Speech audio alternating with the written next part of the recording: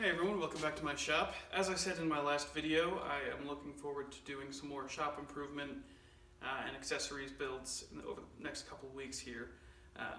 Mostly because I'm running out of good wood to do bigger projects with. So in this video, we are going to be making a crosscut sled / finger joint jig as an all-in-one combo unit. I'm going to be pretty much using the design from Measured Workshop. I'm going to link to his video in the description if you want a how-to on how to do this. That's definitely the one to watch, not this one, because I'm just going to be doing a surely poor imitation of it. But it's a really neat design that gives you a lot of flexibility with one relatively small jig. So I'm going to be doing that, and hopefully we'll make some cool stuff with it.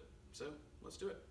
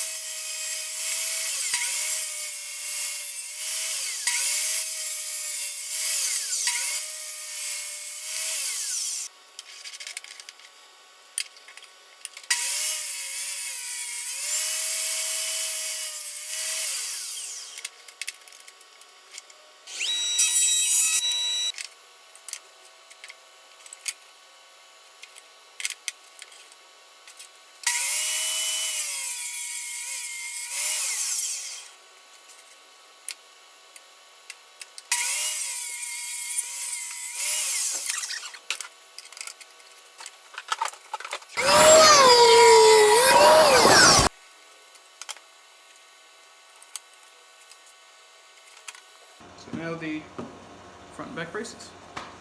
So while that glue was doing its thing, I went ahead and made the back and front braces for the crosscut sled. These are just pieces of 2x4 that I cleaned up on the joiner. You can also see, let's see if I get the angle right, a little bit. I just took a hand plane and made a slight chamfer, or that beveled edge there, along the inside corner. And the purpose of that is to catch any sawdust that might be on the sled so it doesn't gum up and prevent anything from being square. So as soon as those are glued up, I can go ahead and put some screws in, get these on, get them square, and that's a crosscut sled pretty much done. But then I get to the fancy stuff.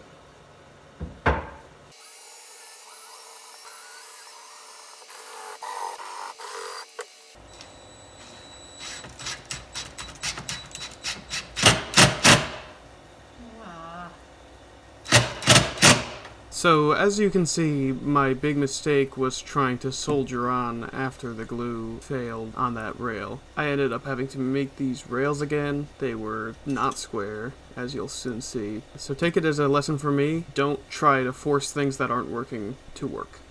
In all situations, but especially woodworking.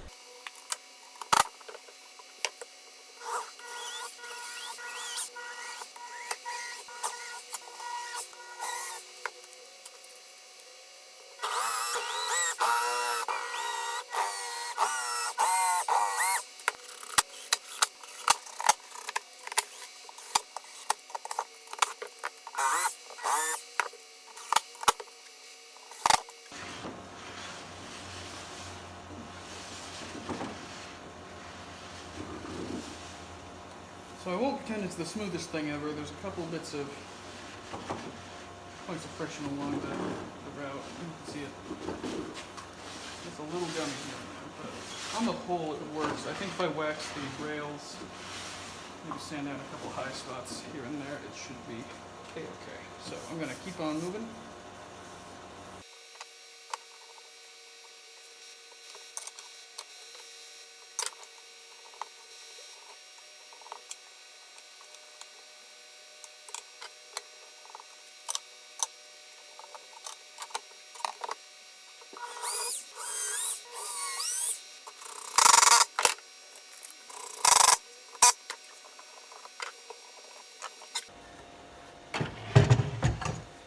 Technically, this is enough to be a crosscut sled. You've got your back piece, this is square to the rest of the thing. You can slide this back and forth, it would work a-okay. But most people would put a front brace on because you cut all the way through here, so you end up with two loose ends of plywood if you don't.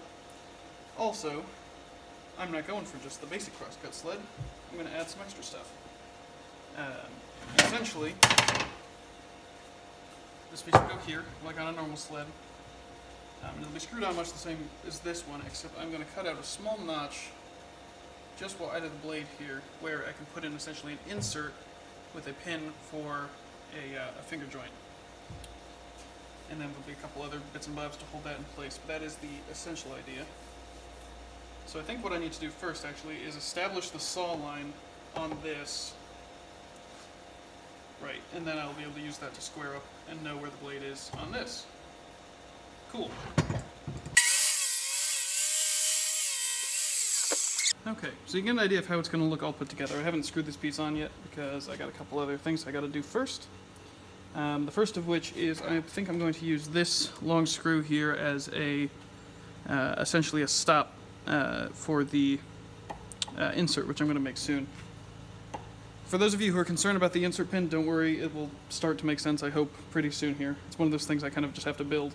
This, essentially, it's going to be a little slidey piece of wood, like a little tab here, that's going to stick out on the saw side, and it'll have, if you're familiar with box joints, you need a little pin that stands up that you can kind of step the piece you're working on down, and essentially it'll have that on it. And that way I can remove it if I just want to use this as a normal crosscut sled, and insert it if I want to use it as a box joint jig. So, there you go.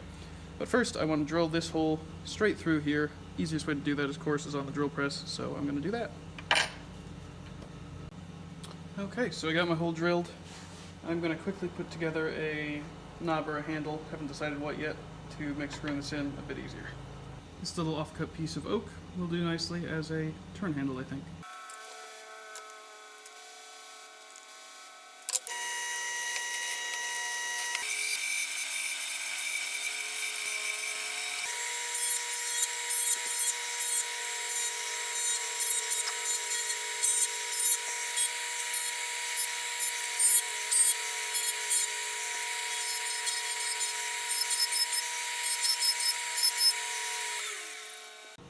So I did a very quick and dirty job of epoxying that just onto the bolt, and once that cures I should be able to use this pretty easily as a handle to thread the screw in, but I need to let it dry first.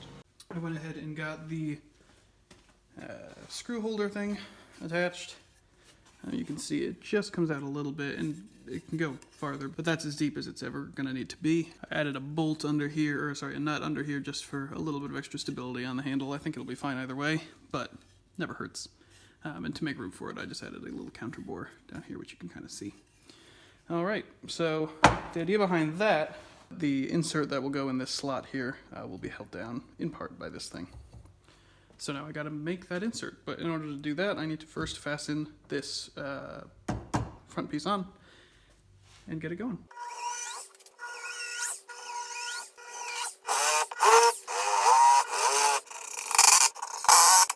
You can see here, as I'm about to move the sled, it really was giving me a lot of resistance, and it's because those rails just were a little bit out of square. It was just not an ideal situation. It's not how you want to be using it. It wasn't smart of me to be using the saw while it was like this anyway. Again, not very wise.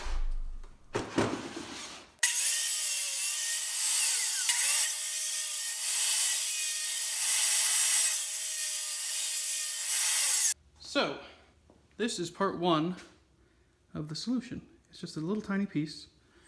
This notch doesn't matter. This was just from a piece of scrap wood that was actually an old cabinet frame, so it had this groove in it already. And figured I might as well make some use of it. And whatever, it has a groove in it. Yippee. It's not important to the actual function. So this essentially is a little key that fits into this slot. Now where this is going to be especially helpful is I'm going to cut out a small strip that is exactly the width of my saw blade and glue it along here, plus it'll stick out a little bit. And the long and short of that is that I'll be able to use that as my reference pin for box joints going forward. I cut this a little undersized to the notch in there because that way I have the flexibility of moving it a little bit if I want to adjust things, get it just exactly right. So, now comes the fairly tricky task of cutting a piece of wood that's about 1/4 of an inch tall and about 1/8 of an inch wide and a couple inches long. It's going to be tricky. So the way I'm going to do this, and hopefully not hurt myself doing it, is I'm going to take just the smallest piece of this other piece of cabinet scrap, just out of the outside, and essentially rather than trying to cut one long strip where the blade will be out and it'll be a little bit spooky, I'm just going to cut essentially a notch here and here, and that'll leave me with a strip of the correct. So I apologize, I did this off camera because it's a very finicky cut, and I wanted to make sure my full focus was on the saw, but you can see I've got it just about right. So there you go. It's a couple days later in the shop now. As you can see, these rails are a little different from the last ones you saw. In the previous clips, you can tell I just wasn't quite happy with the action of the sled across the fence. It just was sticky, it didn't slide quite right, it had a little bit of side-to-side play, none of what you want. And so I decided I would just suck it up, cut some new rails. These are out of maple from an old cabinet frame, actually. And they're a lot smoother, they work a lot better. One thing I noticed, and I think this is worth keeping in mind should you build one of these, is I have these cut exactly to the right width. So if I take these offcuts from the rails here, you can see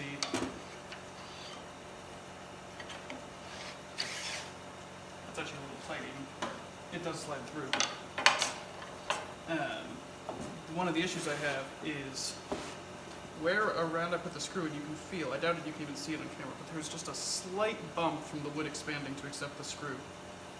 And I think that is actually partially what's causing some of the stickiness here, is just that those little ridges make the fence just a fraction of a millimeter too wide, and so it sticks. But a little bit of sanding has helped that quite a bit. You can see there's just a little bit of a stick right here, but fortunately this is not an area I need a lot of flexibility in. So I'm going to keep sanding those down just to make it a little bit less catchy right there. But yeah, I'm going to knock that down, and then these rails are just already so much better than the previous ones. So let me fix that up.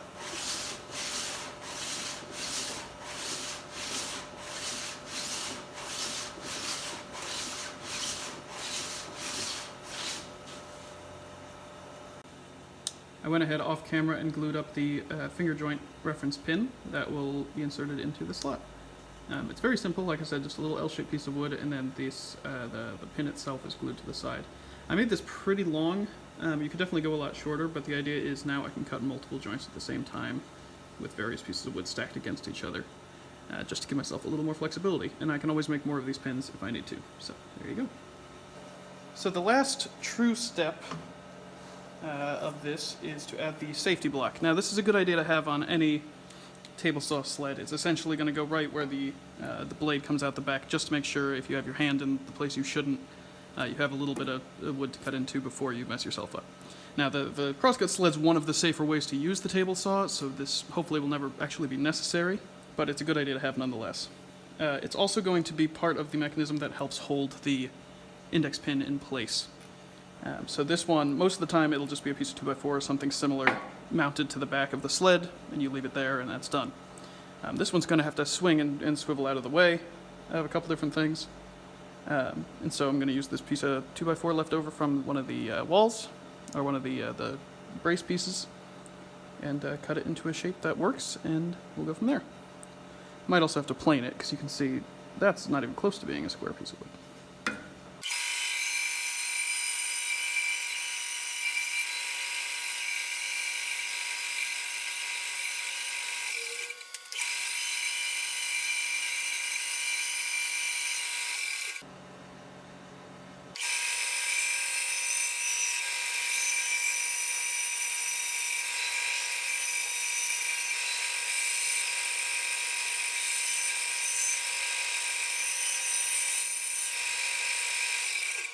Well, that was a little spooky.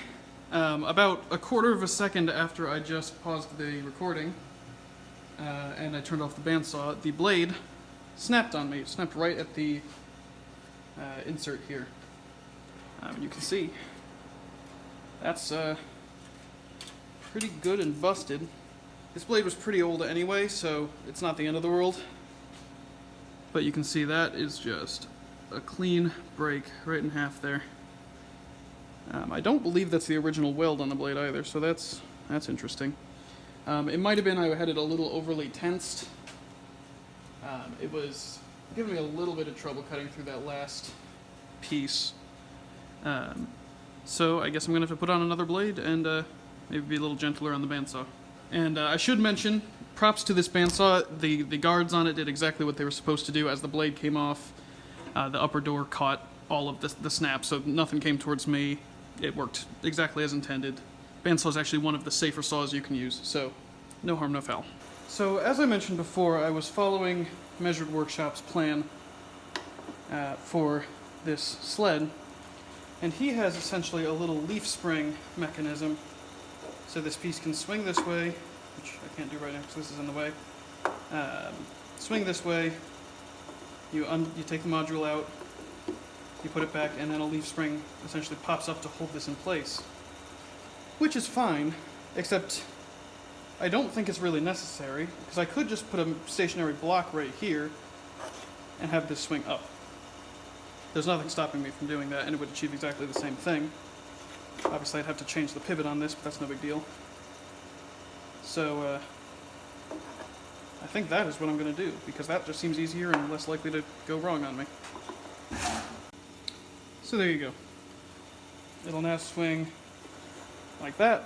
I can take the module in and out and just flap it back down, and then I'll put a block here, and I'll have a screw right here, essentially, that serves as the axle.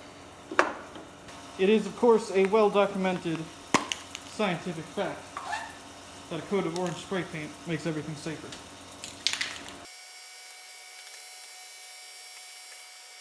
I forgot one small but important detail before I started painting, but I went back and added it before I added the second coat, and it is this slot here. And the purpose of this slot is to serve as the storage for the insert when it's not in use. Ta-da! The astute observers among you will recognize that there is not enough room on the top of that block for the stop block to pivot all the way around, and so you'll see at the next clip I did some pretty aggressive sanding to create a bit of a curve at the top, which ended up solving that problem.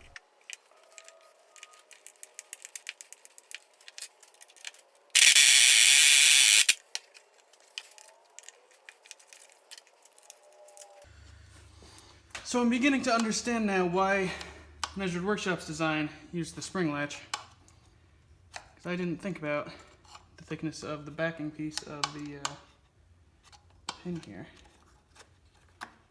That does not fit there, but it's still an easy fix. I can just trim off part of the top of this, no problem.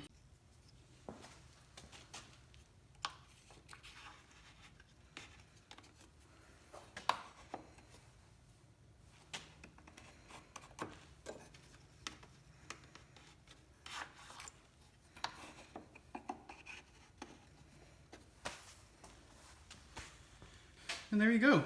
That is a completed crosscut sled with a finger joint or box joint insert. And it looks pretty good. I'm pretty pleased with it. I like that I used this sort of pre-finished plywood. It's hard as nails and it's smooth, so it's easy to clean, and it'll slide pretty well on the rails. I am still going to wax the bottoms. I'm still waiting on that to arrive. But of course you want to see what the heck I've been talking about with this box joint insert. So let me get it set up, and I'll show you.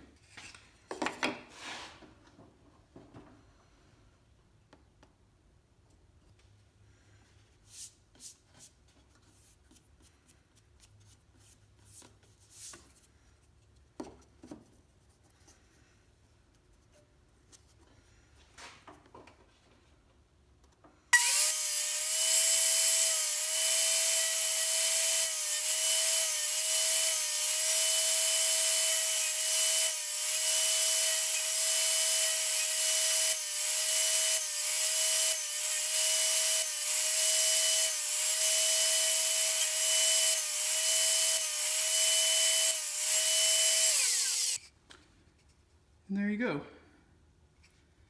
A pretty good box joint. Now, these joints are a lot stronger than obviously just butting two pieces together. It's actually the same principle if you've ever seen the Mythbusters episode where they fold two phone books in together. And the amount of friction you get in between each of these little fingers really adds to the glue strength when you glue them up, and just the general friction strength of the entire corner. So boxes made with these are really strong, and they're pretty quick. As you can see, doing these two pieces took me all of a minute. So that is why I did that. Now, the one thing with this is with the way I have the pin It's going to take a little bit of adjustment here and there to make sure it's locked in. This one is a little bit tighter than I would have liked. Still works, does the job perfectly fine. But you want them to be just a little bit of play so you don't have to really stress to get them apart. And part of that also is just the wood is flaking a little bit. That's the trick with plywood here. But overall, I am very pleased. This sled will serve me well both as a crosscut sled, which is an extremely useful tool, and a box joint sled, or a box joint jig. And that way I don't need two jigs taking up a lot of space. Still don't know exactly where this one's going to live when I'm not using it. I might make some sort of hanger on the ceiling above the table saw, so I can keep it at reach but not in the way. But I'm sure you will be seeing me make lots of box joints and projects with them in the future. So this video took me a little bit longer than I wanted to make, not because of any real issues, but just because my actual job was quite busy the past few days, which is something I'm very grateful for in this time of quarantine and all the difficult stuff that people are dealing with. I'm very blessed and fortunate to have a job as well as a hobby that I can keep doing without interruption. I saw a funny thing online about a bunch of hobbyist archaeologists who weren't able to go out and ply their trade right now, and so I'm very glad that I'm still able to, hole up in my garage and make some interesting stuff. I'm really, really glad with how this came out. I want to thank Measured Workshop again for just a really clever design to make a really helpful tool. I'm sure you will be seeing me use this all the time. Anytime I'm making a box, I'm probably going to use it just because it produces a really good result, and I really like the look of it. Although I'm learning as I'm holding this not to do it with thinly veneered plywood because the veneer just slices right off, but now I know. And this was just a scrap piece anyway, so no harm, no foul. And it is really satisfying when that just fits in perfectly. Amazing. And even without glue, that's a real struggle to get loose until you straighten it back out, at least. And even then, it's not the easiest thing in the world. So, really strong, really efficient way of making joints and corners. I'm very excited. You might see behind me, I've got some crap up on my workbench. I've got another video planned. I'm going to be making some more cutting boards, not out of firewood this time, out of some actual reclaimed half-decent lumber that's not going to warp and bend and flex all over the place on me, I hope. So that'll be coming up next. It'll probably just be a quick one over the weekend that I do. But if you like this video, stick around for the next one, and we will make some more stuff. Have a good one.